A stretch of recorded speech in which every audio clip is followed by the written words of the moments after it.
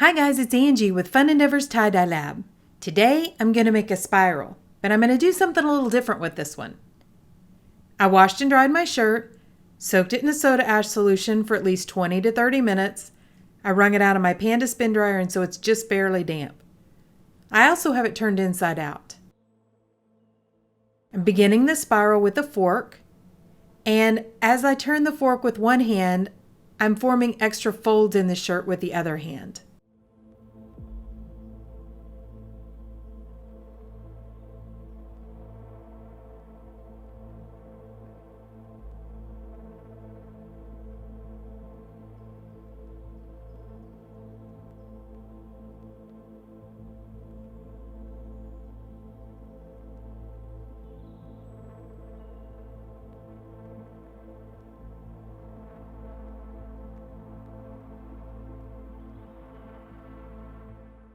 Once I have the entire shirt spiraled, I'm going to hold the folds in place with some rubber bands.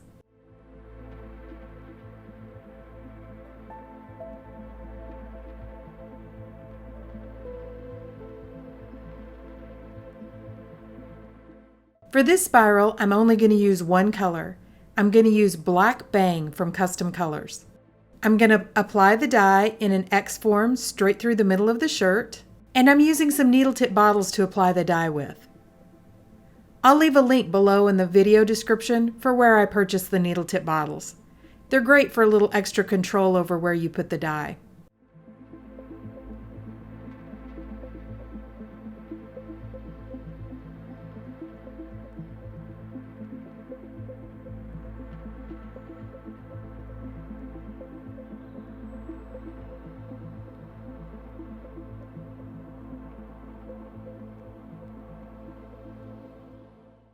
I'm going to turn the shirt over and do the same pattern on the other side.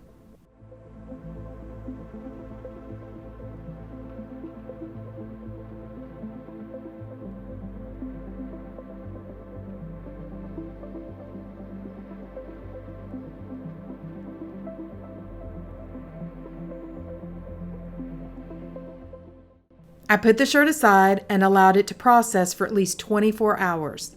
Then I washed it and dried it, and this is what it looks like. As you can tell right in the middle where both of the blacks crossed over in the center of the spiral, it ended up really dark right there. But that's not any big deal because we're going to do something else right there. I purchased a product called Jacquard's deColourant, and I've been waiting for the perfect shirt to try it on. So I'm going to use it on this one. I decided on the back side of the shirt to put some spooky eyeballs since it's Halloween season. So I made myself a stencil out of a piece of plastic cutting board. So I'm just placing my stencil on the shirt, tracing around it.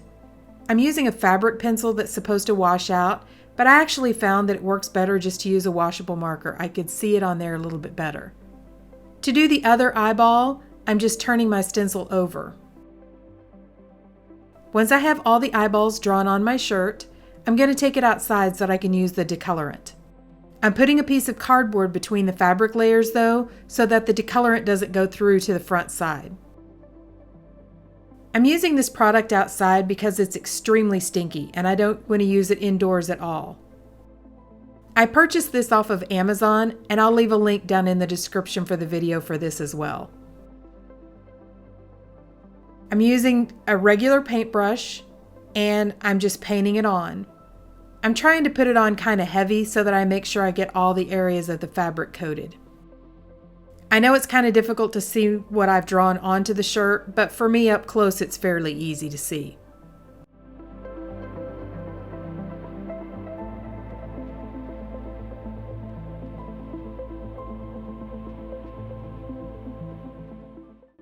Once I'm finished painting all of the decolorant onto my stenciled area, I'm going to leave it alone for a little while and let it dry really well.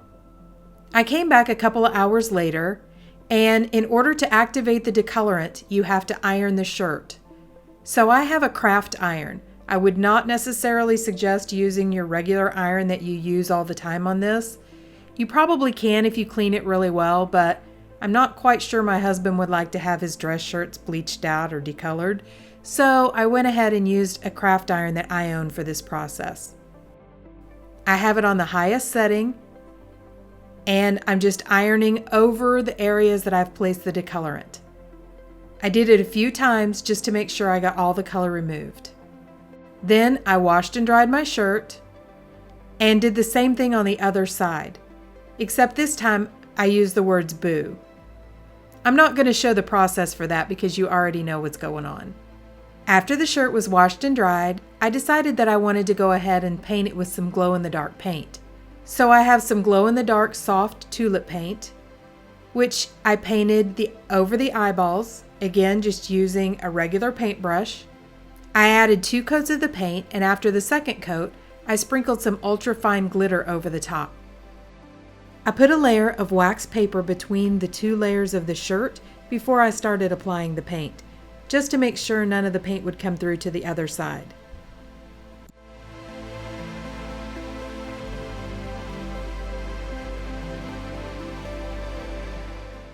After that dried completely, I added some glow-in-the-dark slick, which is a dimensional paint from Tulip, and outlined all the eyes.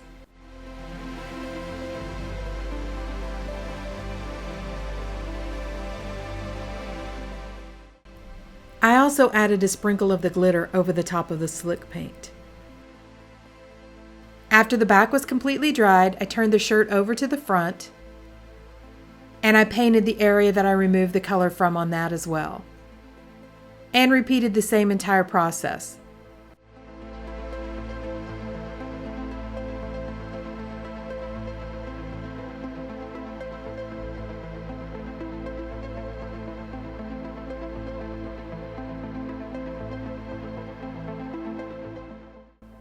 So after the shirt was completely finished, this is what it looks like. If I were going to do this one over again, I would add a little bit more of the decolorant to the lettering area to make sure I removed almost all of that color.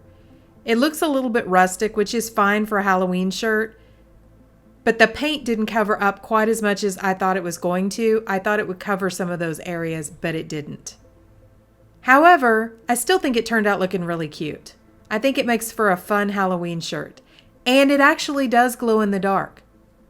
The outline glows better than the actual inner part that I use the brush on paint for, but it still makes it fun because you can see it in the dark. Hey, if you guys have enjoyed watching this video, I sure would appreciate it if you would subscribe to my YouTube channel. All you have to do is hit the big red subscribe button. Thank you all for watching, and I hope you have a great day.